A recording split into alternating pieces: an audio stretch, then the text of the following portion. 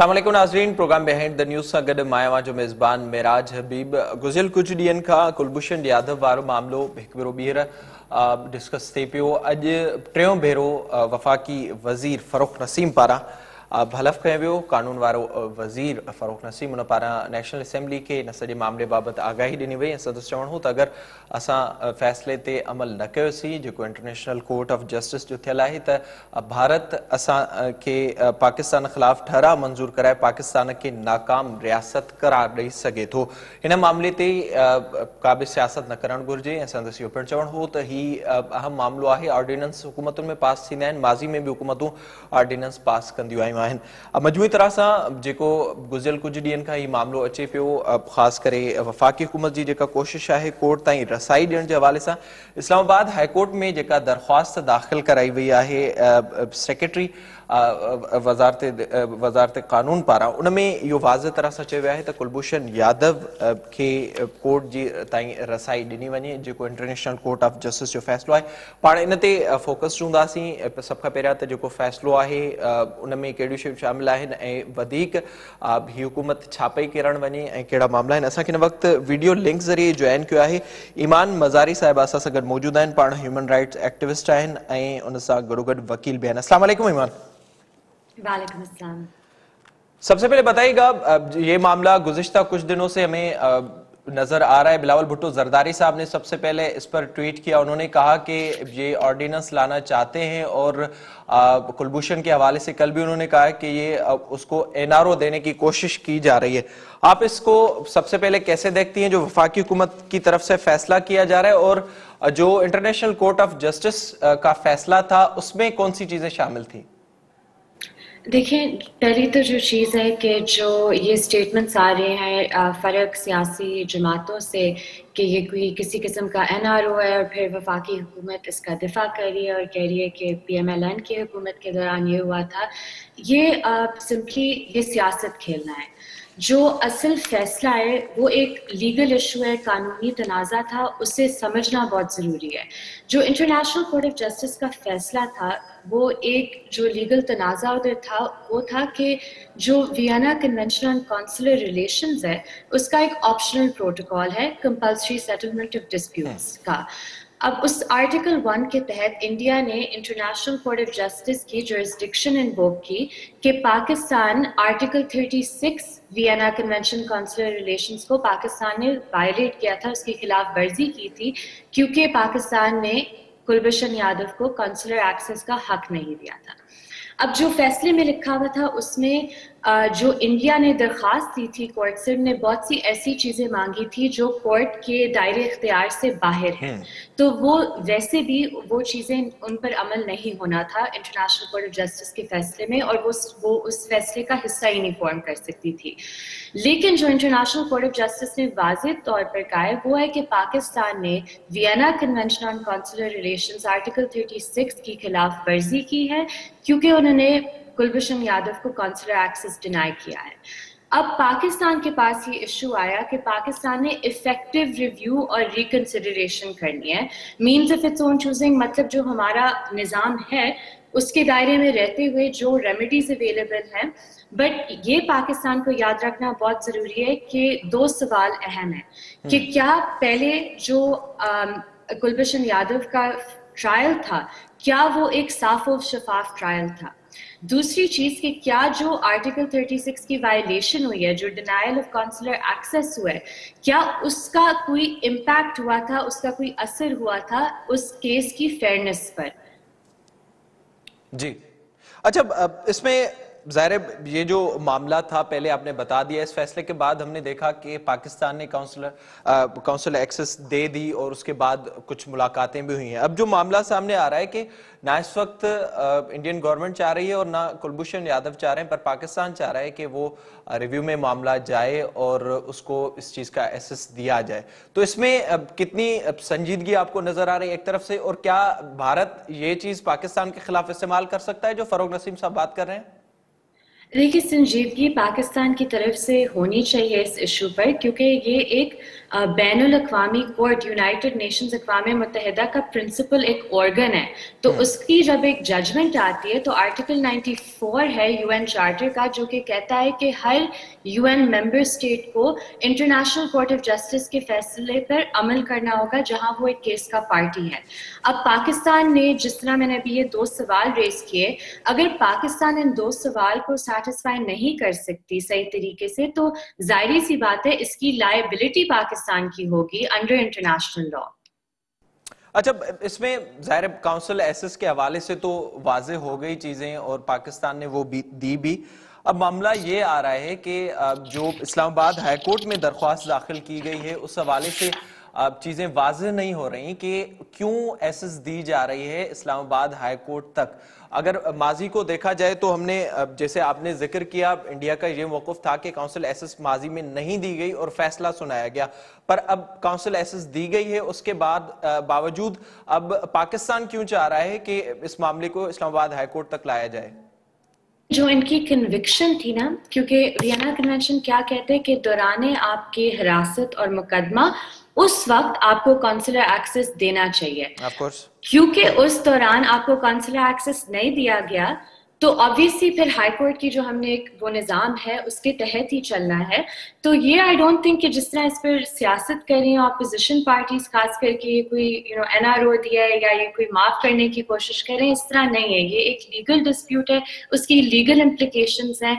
अब ये बात उठती है कि क्या पाकिस्तान आईसीजे की नज़र में, यूनाइटेड नेशंस की नज़र में इस फैसले पर सही तरह अमल करता है या नहीं, वो अब ऑब्वियसली डिटरमिन होगा कि हम क्या एक्शंस लेते हैं देयर इम्प्लीमेंटेशन में।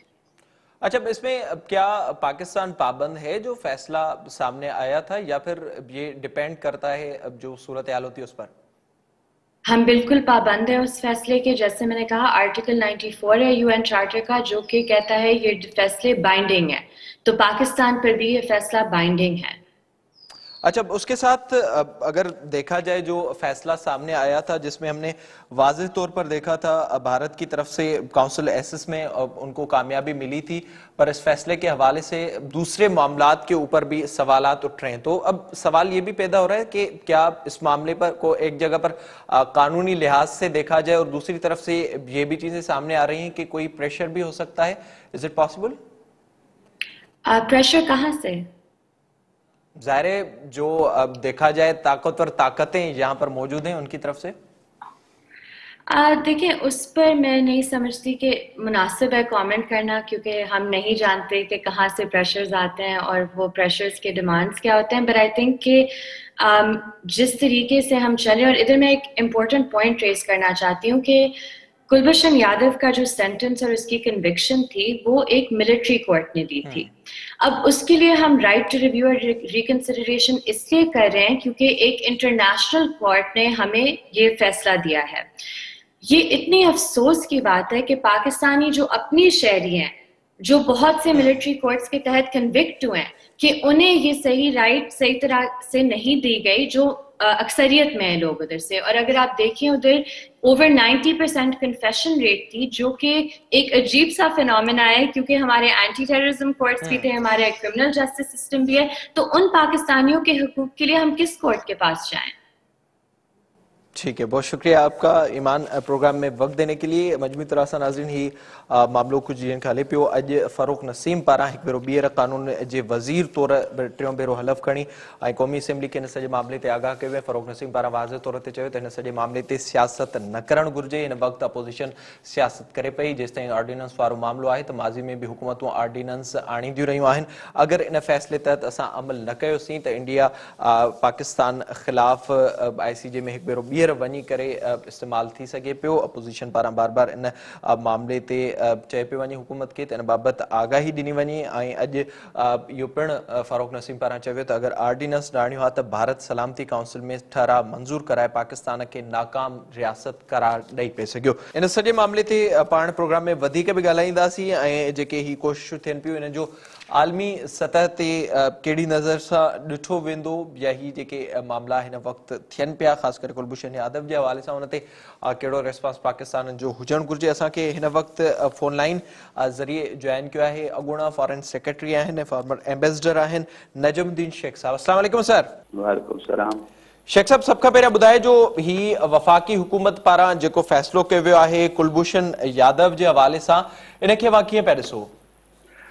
बाबा जंहिंमें मूंखे लॻे थो त ग़लतफ़हमियूं खड़ियूं आहिनि छो जे इहो जेको ऑर्डिनेंस ठाहियो अथनि सो ऑर्डिनेंस ठाहियो अथनि त जेके इंटरनेशनल कोर्ट ऑफ जस्टिस वटां फ़ैसिलो आयो हो तंहिंखे पूरो करे सघनि ऐं उनखे पूरो करण लाइ उन्हनि हिंदुस्तान खे चयो आहे त 3 भेरे ताईं पंहिंजी कॉन्सुलर एक्सेस वठी सघो था ऐं उते पाकिस्तानी वकील सां गॾु वेही ऐं तई उनजी रिव्यू पिटिशन ठाहे सघो था। इन में मूंखे को खलल कोन थो ॾिसिजे जे तव्हांजी कोर्ट उन ते रिव्यू कंदी त रिव्यू करे ज़रूरी कोन्हे त चवनि त इनखे रिहा कयो वञे या इनखे पार्डन खे कयो वञे। थी सघे थो त उहे चवनि त न इहा सज़ा सही आहे या सज़ा रखबी पर इहो अदालत ते छॾिबो त उहो पाण कीअं थी फ़ैसिलो करे। शेख साहब इहो आगाह कजो हिन वक़्तु जॾहिं असांखे नज़र अचे थो या ICJ जो जेको फ़ैसिलो हो उन में बि पाकिस्तान खे इन्हनि शयुनि जो पाबंद त न बणायो वियो हो त उहो फ़ैसिलो मञनि या न मञनि ख़ासि करे काउंसलर एसेस जे हवाले सां पाकिस्तान उन्हनि ॻाल्हियुनि खे फॉलो करे पियो पर जेको कोर्ट वारो मामिलो आहे जंहिं ते कुझु ॾींहंनि खां मामला असांखे गरम थींदे नज़र अचनि पिया इन बाबति आगाह कजो त जॾहिं इंडियन गवर्नमेंट बि न पई चाहे ऐं कुलभूषण यादव पाण बि न पियो चाहे त पोइ जेके ही कोशिशूं थियनि थियूं त इन सां तासुर त ग़लति वञे थो। तव्हां कीअं चयो त कुलभूषण कोन थो चाहे ऐं हिंदुस्तानी हुकूमत कोन थी चाहे? सर इंडियन गवर्नमेंट का अहिड़ी दरख़्वास्त नाहे ॾिनी पाकिस्तान खे बज़ाहिर। पुट इहा दरख़्वास्त ॾेई सघे थी जॾहिं हुनजो पाकिस्तानी वकील उन्हनि सां गॾु वेही ऐं इन ते कुलभूषण यादव खां दरख़्वास्त लिखाए। सो अञा इहो चवणु त हिंदुस्तान इहो फ़ैसिलो कयो आहे त इहो कोन थींदो मूंखे अञा इहो ॾिसिजे कोन थो। ठीक सर गॾोगॾु इहो बि आगाह कंदा हलिजो ज़ाहिरा ही हिकु पासे मामिलो आहे ॿिए पासे जे ॾिठो वञे कश्मीर जे हवाले सां जेके गुज़िरियल केतिरे ई अरसे खां तक़रीबन साल थियण वारो आहे असांखे उते ज़ुल्म सितम नज़र अचनि पिया त पाकिस्तान जी ओवरऑल जेका पॉलिसी रही आहे उनखे मां कीअं पिया ॾिसो? न त ॿिनि शयूं ग़लति शयुनि खे मिक्स पिया करियो। कश्मीर ते असांजो जेको रवैयो आहे सो बिल्कुलु इंसानियत मबनी आहे ऐं इन में का शइ कोन्हे जंहिंजे करे इन कुलभूषण जे मामले ते असर अंदाज़ थिए।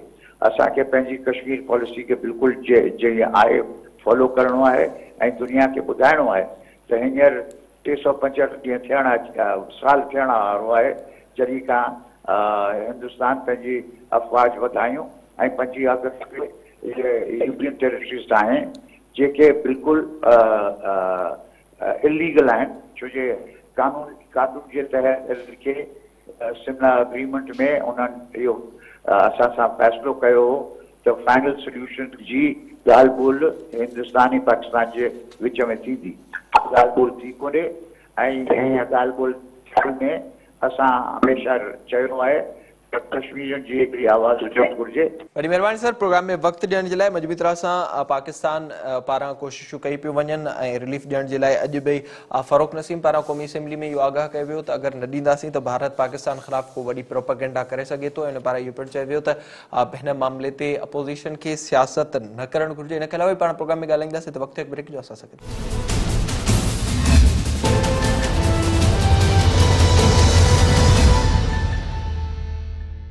वेलकम बैक नाज़रीन प्रोग्राम जे हिस्से में पाण ज़िक्र कंदासीं गुज़िरियल केतिरे अरसे खां चाइना ऐं अमरीका जे तालुक़ में मुख़्तलिफ़ वक़्तनि में चेंजिस थींदे नज़र अचनि थियूं ख़ासि करे कोविड-19 जी सूरत हाल खां पोइ असांखे ॿिन्ही विच में हिकु जंग वारी सूरत हाल नज़र अचे थी। ताज़ो ई तिजारती मामलनि ते बि कुझु मामला थिया पए ऐं पहिरियां अमरीका पारां चीन जो कौंसल खानो बंदि कयो वियो, उन खां पोइ चीन पारां बि अमरीका जो कौंसल खानो बंदि कयो वियो। हिक ॿिए ते इल्ज़ामनि जो सिलसिलो पिणु जारी आहे। जॾहिं कोरोना वायरस जी शुरूआति थी त उन खां पोइ डोनाल्ड ट्रंप पारां इल्ज़ाम हया विया चाइना ते त हीउ चाइना जी लेबोरेटरी में तयारु थियो आहे ऐं डोनाल्ड ट्रंप पारां बार बार चाइना ते इल्ज़ाम मढ़िया विया। इन सॼी सूरत हाल दौरान असां इहो बि ॾिठोसीं त सॼी दुनिया में जिते कोरोना वायरस फैलिजे पियो त उते चाइना मुख़्तलिफ़ मामलनि में असांखे लीड कंदे बि नज़र अचे पियो ऐं चाइना ई वाहिद मुल्क हो जेको जिते वायरस पैदा थियो, पर उहो उन सॼे प्रोसेस मां निकिरी बि वियो। इन मामले ते पाण प्रोग्राम में ॻाल्हाईंदासीं। गॾोगॾु कुझु ॾींहं पहिरियां हिकु अहम डेवलपमेंट साम्हूं आई आहे। वज़ीर आज़म इमरान ख़ान ऐं बांग्लादेश जी वज़ीर आज़म विच में जेका ॻाल्हि ॿोल थी पए उन बारे में बि पाण प्रोग्राम में ॻाल्हाईंदासीं। हीअ जेका वेझड़ाइप थिए पई इन जा कहिड़ा कारण थी सघनि था, इन जो कहिड़ो फ्यूचर थी सघे थो, छो त माज़ी में ॿई मुल्क हिक ॿिए ख़िलाफ़ बयानबाज़ूं या इल्ज़ामनि जा सिलसिला त जारी रहिया आहिनि, पर अहिड़े क़िस्म जी डेवलपमेंट असांखे वेझे माज़ी में का नज़र नथी अचे।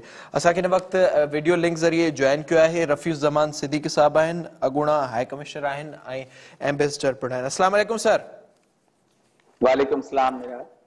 सर, सभ खां पहिरियां त ॿुधाइजो ज़ाहिरा जेका सूरत हाल असां हींअर ॾिसूं पिया गुज़िरियल कुझु अरसे खां चाइना ऐं अमरीका विच में असांखे नज़र अचे पियो शुरूआती तौर ते हिकु इल्ज़ामनि जो सिलसिलो जारी रहियो ऐं हींअर हिक ॿिए जा कौंसल खाना बंदि कया विया आहिनि। अवां कीअं पिया ॾिसो सूरत हाल खे?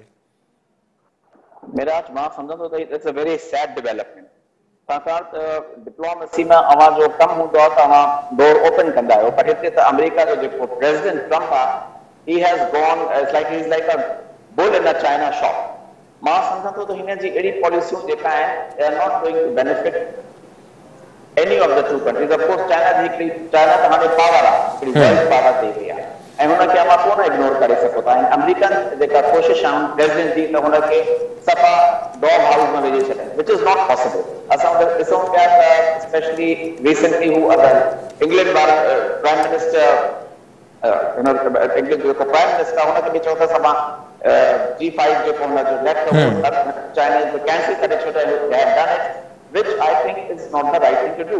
But President Trump की जेका ही policy आहे, this is not going to favor even the United States in the long run. मां सम्झंदो त जेकॾहिं इलेक्शन थिया ऐं बचूं पिया त जेका रीडिंग पई अचे त ट्रम्प जी फॉलोइंग तमामु घटि थी वई आहे, पर election are very unpredictable, you never no.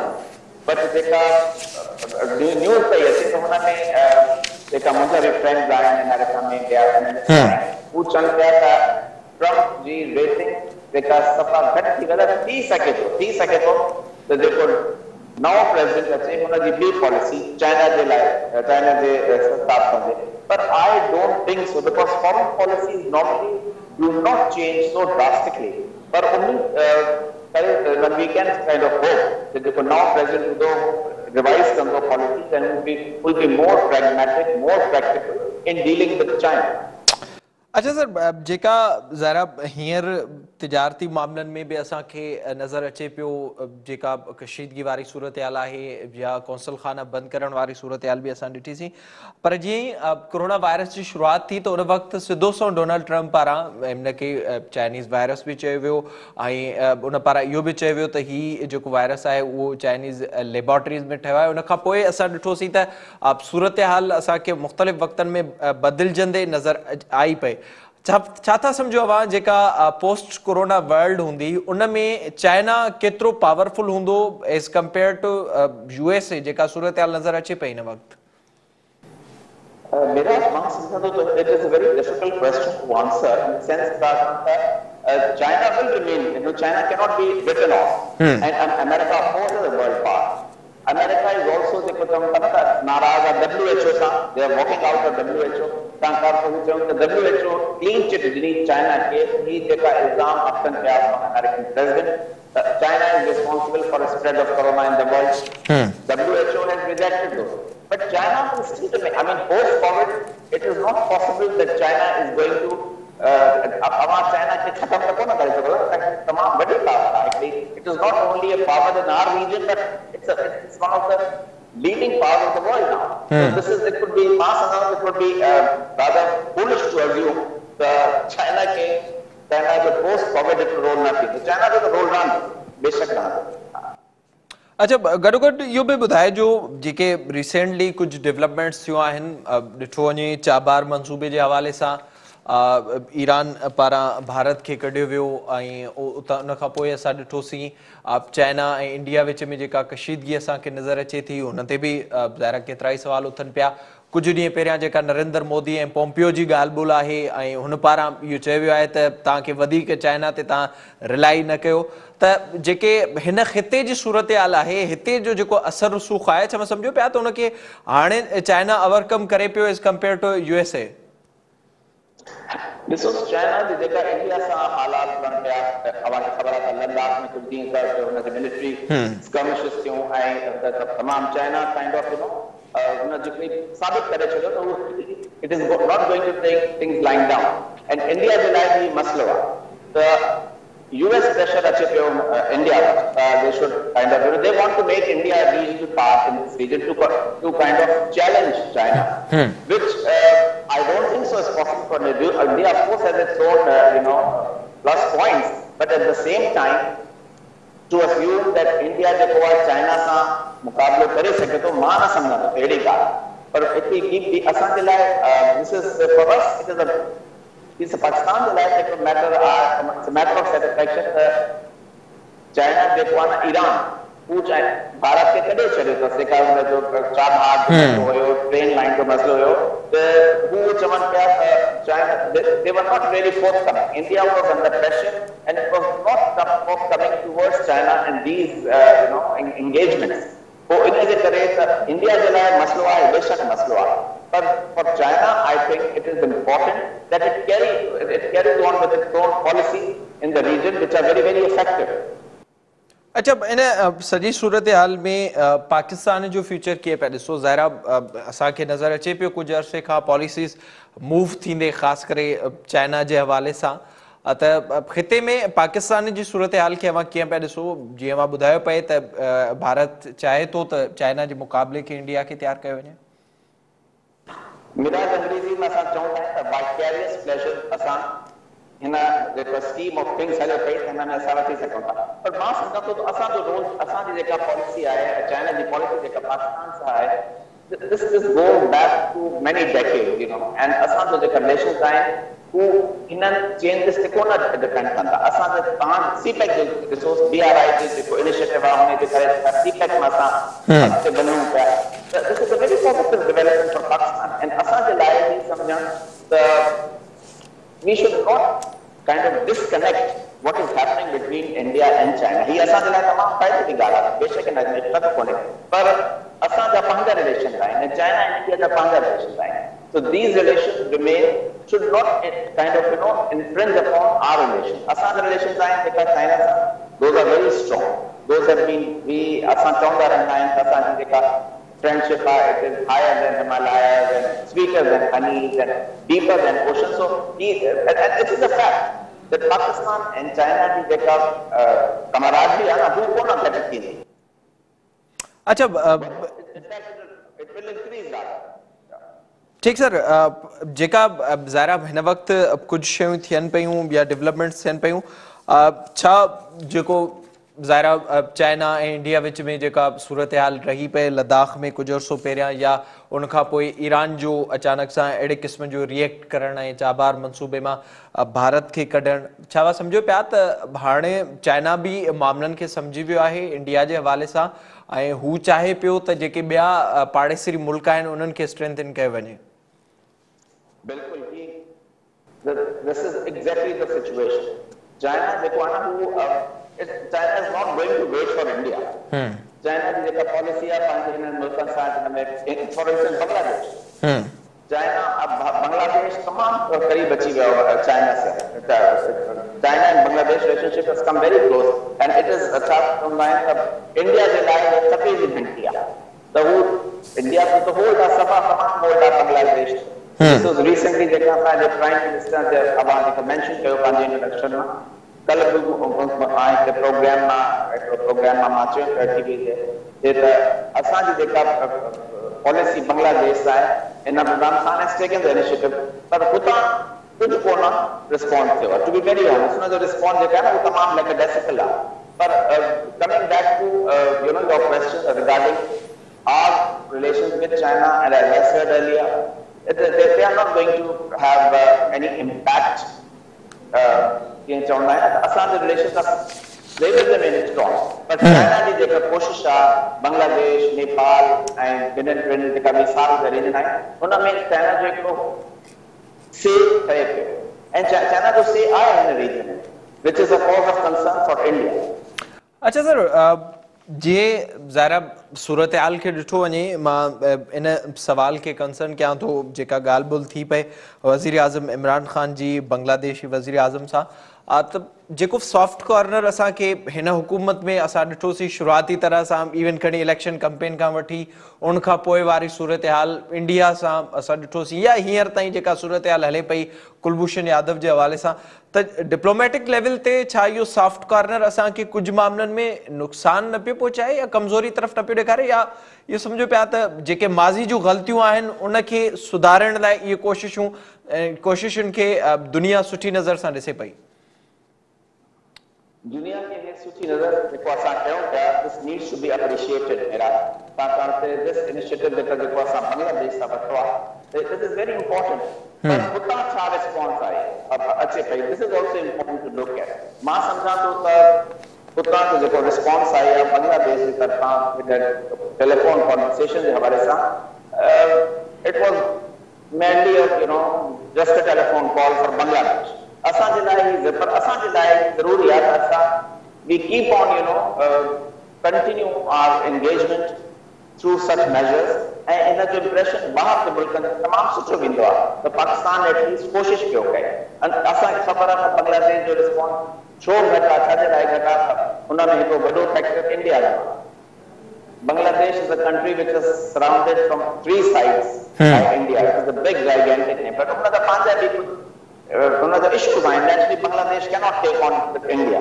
India is a giant neighbor and Bangladesh तमाम नंढड़ो मुल्क आहे उनजी इकोनॉमी भी हाणे तक चाइना जो तमाम वधीक रोल थी वियो आहे बांग्लादेश में भी more than India. But being a neighbor, immediate neighbor of such a big country, it has its own, Bangladesh has its own concern, and we should not expect to unake patam kare asam vach achi viyo. But generally speaking, I think that this situation over a period of time, मां समझा तो improve थी सके थी अच्छा अवां ज़ाहिरा बांग्लादेश में रहिया बि आहियो उतां जी सूरत हाल खे वेझे खां ॾिसो पिया वज़ीर आज़म इमरान ख़ान जी जेका कन्वर्सेशन थी आहे हुन पारां हसीना वाजिद के पाकिस्तान जे दौरे जी दावत पिणु ॾिनी आहे ऐं मामलनि खे अॻिते वधाइण जे लाइ या ॻाल्हि ॿोल्हि जारी रखण जे लाइ पिणु चयो आहे छो सम्झो पिया त जेका सूरत हाल हिन वक़्तु ख़िते में डेवलप थिए पई त बांग्लादेश जो कुझु सुठो रिस्पॉन्स ईंदो या माज़ी में अहिड़ियूं के कोशिशूं थियूं आहिनि हुन तरफ़ खां या हिन तरफ़ खां Miraj to be very honest, मां न समझंदो कि अहिड़ो पॉजिटिव रिस्पॉन्स ईंदो छाकाणि त ॾिसो जेको if you see the press release जेका असांजे फॉरेन मिनिस्ट्री इशू कई अथनि उन में सभु कुझु ॻाल्हियूं जेको आहिनि उहे असांजो प्राइम मिनिस्टर कयो अथनि प्राइम मिनिस्टर शेख हसीना जो रिस्पॉन्स जेको आहे न उहो कुझु कोन हुयो she did not reciprocate when prime minister invited to normally चवंदा आहिनि त असां विजिट कंदासूं prime minister Sheikh Hasina did not respond to that जेको हुन ते तमामु साइलेंट आहे तो मां न समझा तो we should expect any miracles to happen but these things also take time and this time Sheikh Hasina ji government I have very little hope to be very honest अच्छा हिक ॻाल्हि ते कुझु अर्सो पहिरियां असां ॾिठोसीं एतिजाज या हींअर बि एतिजाज जी ॻाल्हि थी आहे बांग्लादेश में बि कश्मीर जे मामले ते भारत ख़िलाफ़ छा इहो हिकिड़ो अहिड़ो नैरेटिव आहे या इहो हिकिड़ो अहिड़ो पॉइंट आहे जिते बांग्लादेश ऐं पाकिस्तान मिली सघनि था ऐं बांग्लादेश भारत ख़िलाफ़ पाकिस्तान तां इन मामले ते गॾु बीह सघे थो न मां न सम्झां थो असां हे गवर्नमेंट हिकिड़ी बांग्लादेश जेको आहे न mirage it's like a paradox उते जेका गवर्नमेंट आहे हू त of course it is not friendly towards Pakistan पर उन जी जेका पब्लिक आहे न हुन में तमामु sentiments आहिनि deep sentiments आहिनि towards Pakistan ऐं हुननि पब्लिक जे लाइ हुते जेको हुन में आहिनि त कश्मीर जे लाइ असां सपोर्ट कयूं पर जेसि ताईं गवर्नमेंट वेठी आहे न शेख हसीना जी I don't expect anything to happen even on Kashmir वॾी महिरबानी, thank you so much programme में वक़्तु ॾियण जे लाइ। मजमूई तरह सां गुज़िरियल कुझु ॾींहंनि खां अहम डेवलपमेंट्स थियूं आहिनि। वज़ीर आज़म इमरान ख़ान जो बांग्लादेशी वज़ीर आज़म सां राब्तो पिणु थियो ऐं वेझो अचण जी कोशिश पिणु कई पई वञे। वज़ीर आज़म इमरान ख़ान पारां हसीना वाजिद खे पाकिस्तान अचण जी दावत पिणु ॾिनी वई ऐं वज़ीर आज़म इमरान ख़ान पारां इहो बि चयो वियो त हिन सॼे मामले ते डिस्कशन जो जेको सिलसिलो आहे उहो जारी रहंदो ऐं कश्मीर जे मामले ते बांग्लादेश में माज़ी में बि एहतिजाज थिया आहिनि, हींअर बि एहतिजाज जी काल ॾिनी वई आहे। उन ॾींहं ते जॾहिं हिन ख़ासि कानून खे भारत पारां ख़ासि हैसियत खे कश्मीर जी भारत पारां ख़तमु कयो वियो, उन वक़्तु बांग्लादेश में बि एहतिजाजनि जी काल ॾिनी वई आहे ऐं इहो पिणु ॿुधाए पियो वञे त अगरि इहा ई कोशिश जारी रही त थी सघे थो त पाकिस्तान ऐं बांग्लादेश कुझु मामलनि ते हिक पेज ते अची वञनि, पर हिन भेरे बांग्लादेश जो रिस्पॉन्स बहितर नज़र न पियो अचे। इन हिस्से प्रोग्राम जो वक़्तु पंहिंजी ॿुधाइणी ते पहुतो। पंहिंजे मेज़बान मेराज हबीब खे ॾींदा इजाज़त। अल्लाह ने